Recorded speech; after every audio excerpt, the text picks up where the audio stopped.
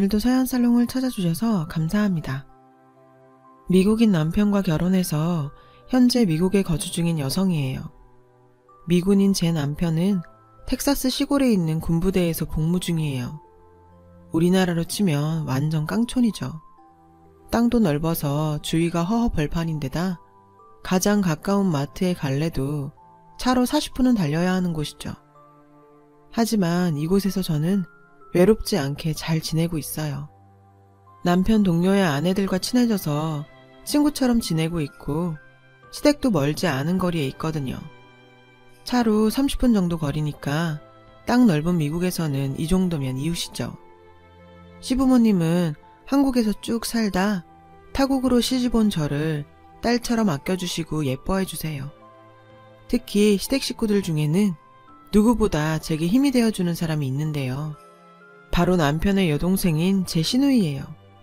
저와 1살 차이가 나는 시누이와 저에겐 특별한 인연이 있어요. 시누이는 한국인이거든요. 정확히 말하자면 한국계 미국인이에요. 한국에서 입양된 입양아죠. 유창하진 않지만 한국말도 어느 정도 할 줄 알아서 의사소통도 가능해요. 시누이 얘기는 나중에 하고 먼저 제 얘기부터 시작할게요. 앞에서 말했다시피 저는 결혼 후 미국으로 오게 되었어요. 그 전에는 미국과 전혀 상관없는 인생을 살았죠. 저는 평범한 가정에서 외동딸로 태어났는데요. 형제 자매가 없어서 어린 시절에 늘 외로웠어요. 성격도 소심한 편이었고요. 그래서 놀이터에 가도 다른 아이들과 어울리지 못하고 구석에서 혼자 놀았죠. 선뜻 다가갈 용기가 없었거든요. 그러니까 제가 6살 때였어요. 그날도 전 혼자 놀이터에서 모래놀이를 하고 있었죠. 그런데 어떤 남자애들이 와서 제 모래놀이 삽과 그릇들을 뺏어가지 뭐예요. 저는 당황해서 어쩌지도 못하고 돌려달라고 조그맣게 말했어요. 그 애들은 그런 절 놀리기만 했죠. 당황한 저는 울먹이기 시작했어요. 그때 뒤에서 누군가 소리쳤죠. 야, 어디 남의 걸 뺏어가? 니들이 도둑이야?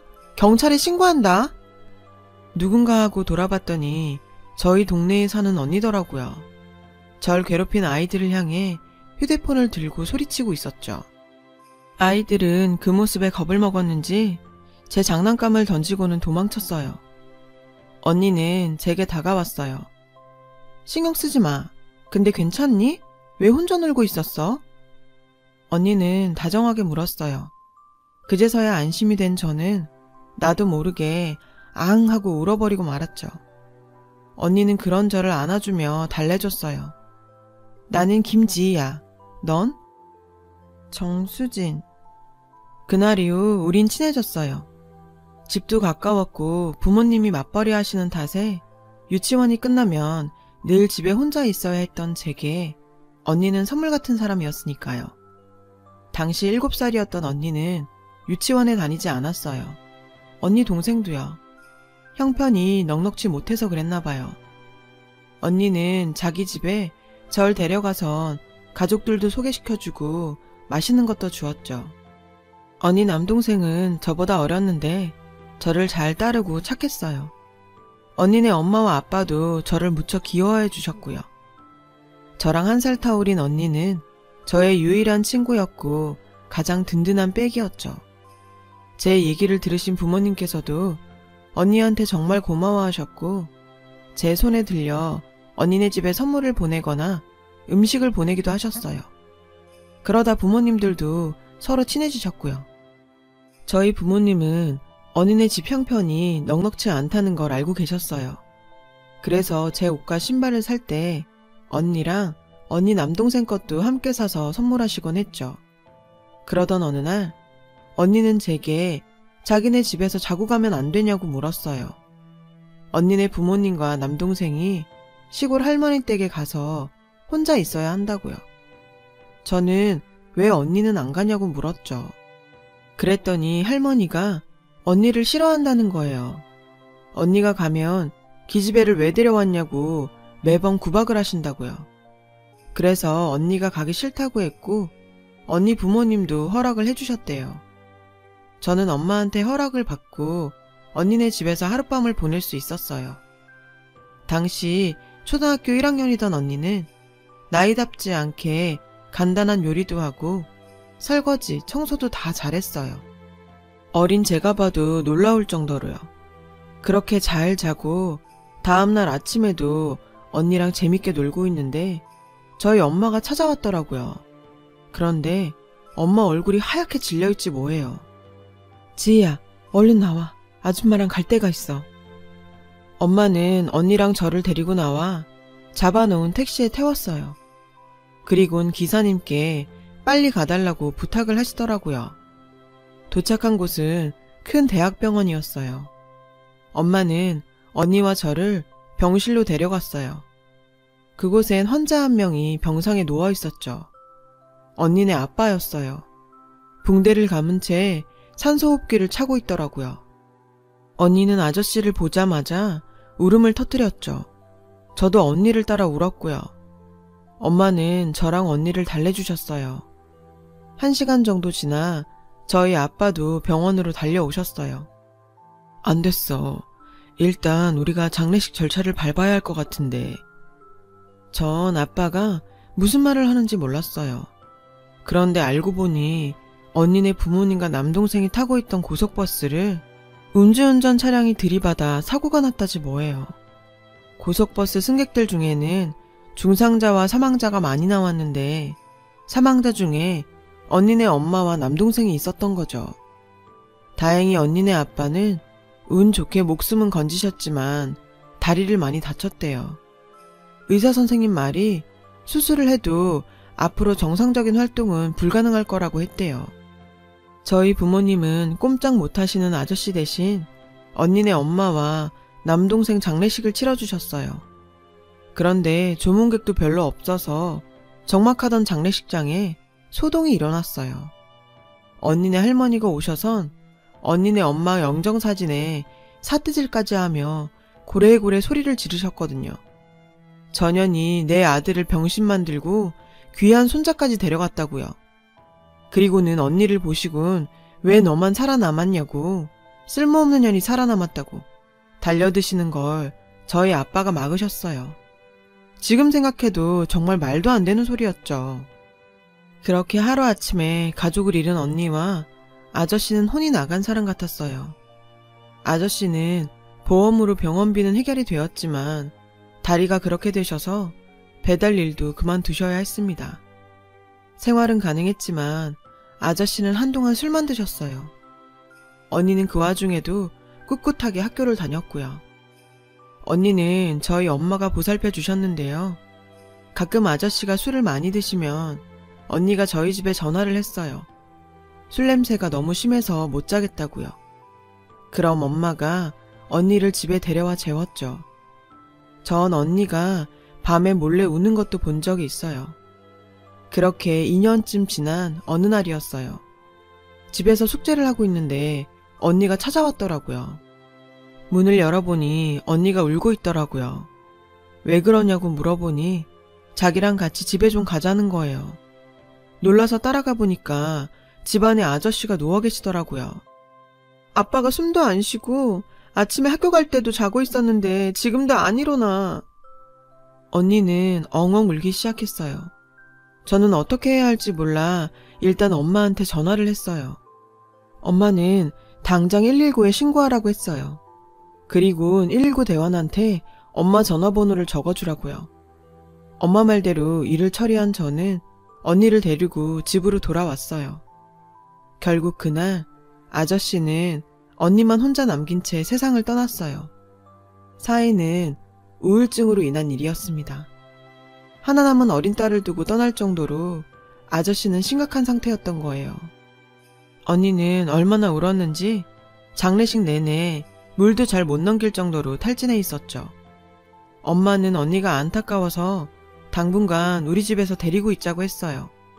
이후 일은 차차 생각해 보자고요. 애 하나 낳는다고 생활이 어려워지는 것도 아니니 그러자고 아빠도 동의하셨고요. 그런데 복병이 생겼어요. 언니 친할머니가 언니를 데려가겠다지 뭐예요. 엄마는 한 번에 알아보셨죠. 언니를 위해 좋은 결정이 아니라는 걸요. 장례식 내내 언니한테 내 아들 잡아먹고 기어이 너 혼자 살아남았냐고 욕하시던 걸 다 보셨거든요. 할머니한테 가면 언니가 힘들어질 게 불보듯 뻔했죠. 하지만 저희 부모님은 힘이 없었어요. 친가족도 친척도 아닌 그저 이웃집 아줌마 아저씨일 뿐이었으니까요. 할머니 쪽에서 친권을 주장하고 키우겠다고 나섰으니 법적으로도 권한은 할머니 쪽에 있었어요. 언니는 결국 장례식이 끝나고 일주일 뒤 할머니 집으로 가게 됐어요. 떠나던 날 아침 언니는 여느 때처럼 우리 식구와 함께 밥을 먹었어요. 하지만 누구도 음식을 삼킬 수 없었죠. 급기야 언니와 저는 부둥켜 안고 울었어요. 가지 말라고, 같이 살자고요. 엄마는 10살밖에 안 된 애가 무슨 죄가 있다고 이렇게 고된 인생을 살아야 하느냐며 눈물을 훔치셨죠. 잠시 뒤 언니네 삼촌이 언니를 데리러 왔어요. 아빠는 언니네 삼촌을 보곤 걱정을 하셨죠. 인상을 보니 어린 언니한테 무슨 짓이라도 저지를 것 같다고요. 그렇게 언니는 삼촌 손에 이끌려 시골 할머니 댁으로 가고 말았어요. 다행히 엄마가 삼촌의 연락처를 받아 나온 덕에 그 후로도 언니와 전 가끔 통화를 할 수 있었어요. 수화기 너머로 들리는 언니 목소리는 늘 어둡고 우울했죠. 가끔은 울기도 했어요. 보고 싶다고요. 엄마 아빠도 그런 언니를 안타까워하셨지만 어쩔 도리가 없었죠. 그렇게 반년 정도 언니와 전 연락을 하며 지냈어요. 그러다 겨울방학이 되었고 엄마가 언니를 보러 가자고 하셨죠. 그래서 언니 집에 전화를 했는데 삼촌이 받더라고요. 엄마는 가능하다면 언니를 데리고 같이 놀러 가고 싶다고 했어요. 그랬더니 글쎄, 걔 여기 없어요. 이러지 뭐예요. 엄마는 깜짝 놀라서 그게 무슨 소리냐고 되물었죠. 아, 저도 몰라요. 어머니가 어디로 보낸 것 같은데 기집애라고 구박하는 건 알았지만 저한테도 말 안 하고 어디로 보내버릴 줄 알았겠어요. 저는 잘못 없어요. 그 삼촌은 자기한테 화살이 돌아올까봐 무서웠던 건지 변명만 해댔고 엄마는 당장 그곳 주소를 말하라고 윽박질렀어요. 결국 우리 식구는 언니네 할머니 집으로 내려갔죠.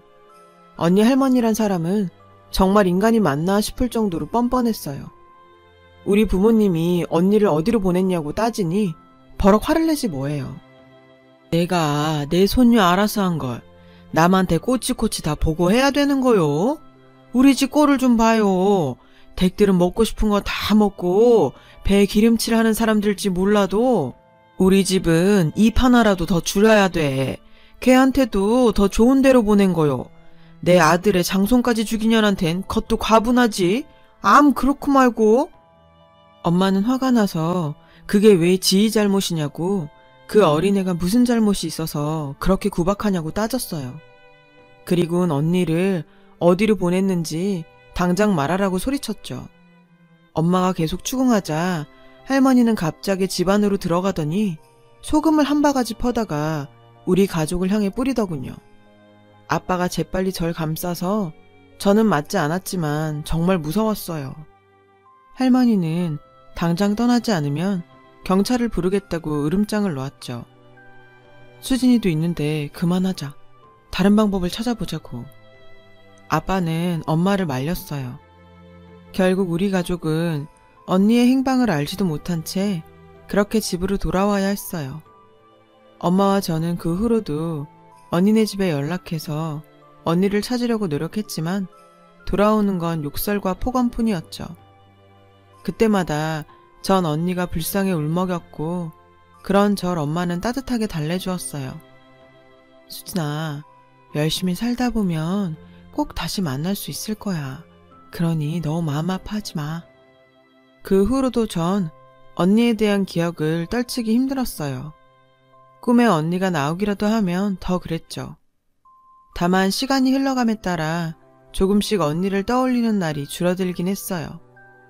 시간이 흘러 저는 대학에 진학했고 평범한 대학 생활을 보내고 졸업학기를 맞았죠.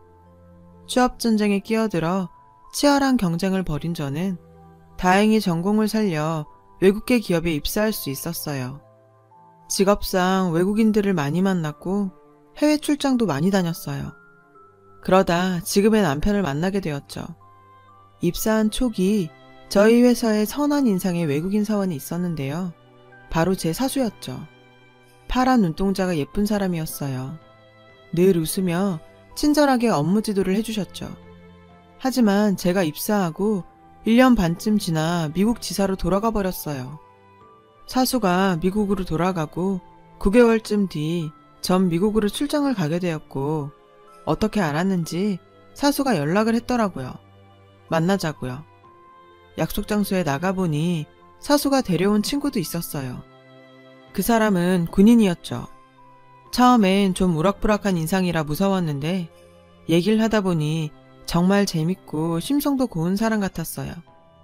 우린 서로 연락처를 주고받았고 한국에 와서도 이메일과 영상통화로 계속 연락을 이어갔어요. 그렇게 장거리 연애 끝에 우린 결혼을 약속했죠. 이 남자가 바로 지금의 제 남편이에요. 우리는 장거리 커플이라 연애 중 실제로 만난 건 1년에 5번 정도였어요. 주로 제가 미국으로 출장을 가거나 남편이 휴가 때 한국으로 왔죠. 몸은 멀리 떨어져 있었지만 마음은 늘 함께였어요.